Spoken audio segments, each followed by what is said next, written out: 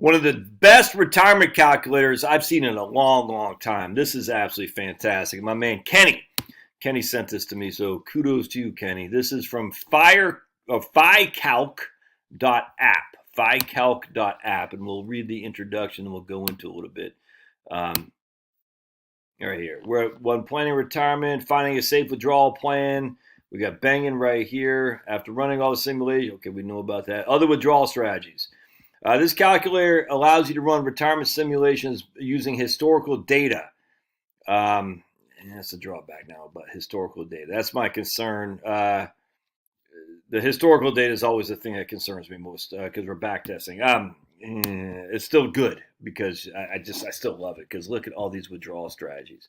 You can take additional withdrawals. It's freaking fantastic, man. Withdrawal strategies. Look at all these. You got the endowment, the Guyton Klinger, the guardrail strategy, response to market conditions, which I love. But the has a low likelihood of exhausting your portfolio, but it does make it so you're at 100% right here. The decision rules make calculating yearly withdrawals quite complex, and I'm just a simple man. I'm just a caveman. I don't understand your technology when it comes to retirement strategies. I just like it simple. Keep it simple, stupid. And anytime you're putting rules in there, it makes it more difficult. Also, the guardrails mean annual withdrawals become too low. I completely agree with that. Still, it's cool, man. I love the idea of using this. We got the Vanguard dynamic spending, similar to what we just talked about. I don't know what the 95% rule is. It aims to preserve your initial portfolio over the duration of your retirement. Other withdrawals only care about having a non-zero amount of money at the end of the estimated time. Each year you can withdraw your safe withdrawal rate or 95% of previous last year's withdrawal. Oh, man. It just makes my head churn to think how complex it is. Maximize your spending, variable percentage withdrawal. Oh, yeah. The problem with maximize your spending, basically you're going to run out of money. Is that you don't know when they're actually going to die. That's the drawback here. So it says you're going to have zero in your final year of retirement. This is done by the Bogle heads, and I completely agree. So one of the things I get a lot of people saying on Right Capital, is there any way to have where I have no money at when I die? Yes, I mean theoretically there is, but it's frankly silly to do that because we don't know when you're going to die, and we don't know what your rate of return is going to be in the volatility. And so what happens is, people say, I want to bounce that last paycheck. No, I agree. But unless you're getting a linear rate of return each and every year, and you know exactly what we can make it so very simply, just give you a linear rate of return. So right now, a linear rate of return would be 30-year Treasury bond. A 30-year Treasury is paying 2%. So we know for a fact you're getting 2% each and every year. And we know, other than when you're going to die, we know if you got 2% a year, you could take out this each and every year. Adjust for inflation or not, and you'll have no money at the end of 30 years. We know that for a fact. It's just silly, though, because we don't know when you're going to die. We don't know what your spending is going to be. We don't know when inflation is going to be. This is why I do financial planning on an annual basis, because we have no clue what the future holds. All right, so let's just go back. The drawback, again, is historical data. This is always, anytime we're using historical data, back testing to project that in the future is always problematic for me. Run simulations using historical data. The data set includes data from 1871 to the present day, and data from all of the available years is used for simulations by default. If you wish, this is cool, you may choose to use a subset of the historical data for running simulations. Now, it's freaking out. I love that. But still, I always get a little bit nervous when I use historical data just because to project that into the future concerns me with the low interest rates that we have right now. But it's freaking awesome, dude. I love this thing. So anyway, we're going to go to Launch Calculator, and it's free. I mean, how do these guys do this, man? I don't know how to do it. Anyway, so we're going to learn. So what we're going to do here is we're going to say I'm going to retire for 25 years. All right. We got million schmackers. We're going to do 60, 40. We're going to do 60. Oh, sweet. 60, 20, 20 in cash.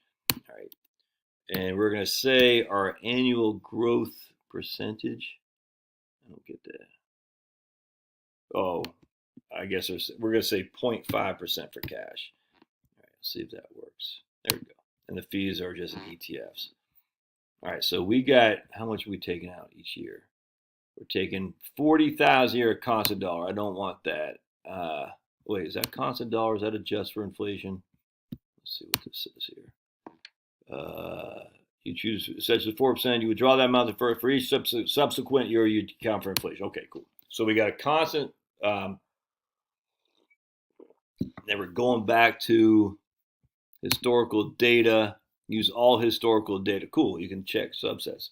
Yeah, that's fantastic. Look at that. That's just freaking fantastic. I love it. I could use this all day long.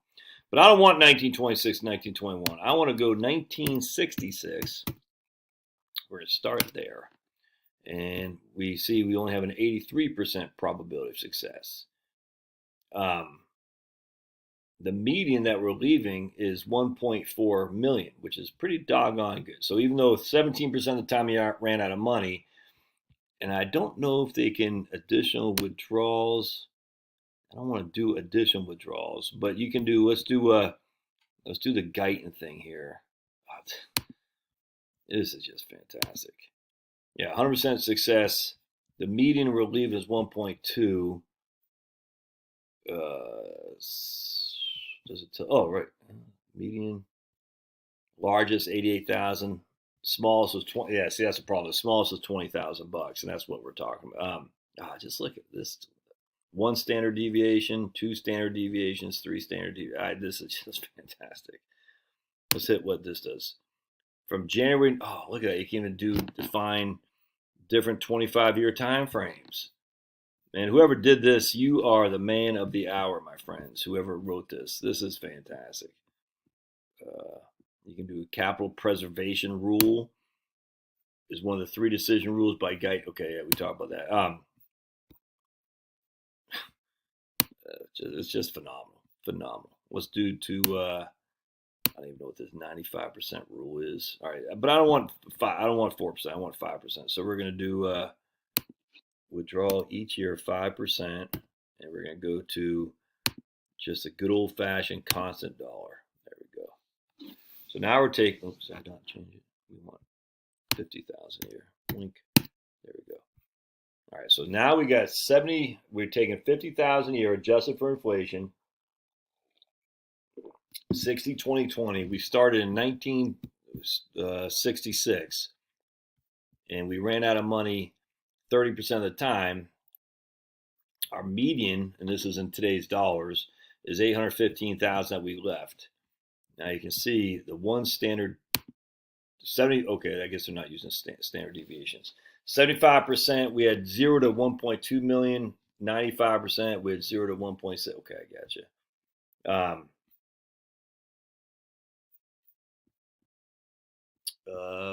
100% of, let's see, 100% of withdrawals. 100% of withdrawals fall in this range between 0 and $50,000. And look, we start in 19. Let's just start when I was born. We got 19. Yeah, right there, 1970. We ran out of money in 1988. All right. Let's just do, instead of doing 5%, let's do 4%. And if we ran out of money, 1970, right there, we had a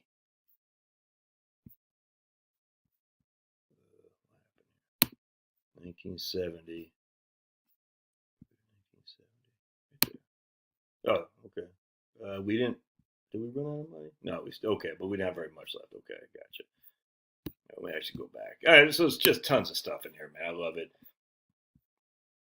Final year portfolio is less than 35% of the initial value. Okay, gotcha.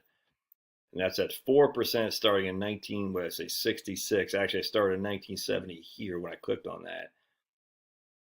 Yeah, there we go, 1966. If we go back to historical, 1920s. Well, I guess you can go to 18. Yeah, use all historical data. And we're going to do 5% a year, adjusted for inflation, constant dollar. Yeah, there we go. And 75% of the time you had money.